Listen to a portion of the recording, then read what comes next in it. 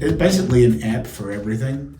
So any smart home device or load management device that's on the market comes with an app, so you can control it from your phone. Obviously there needs to be some level of tech savviness there, but not to a high level. If you've got a smartphone and can manage other apps on it, you can manage a smart home device. And some of the benefits of it too, being on an app is, just as one small example, I left the house with my wife for dinner one time and she couldn't remember if she turned the curling iron off or not.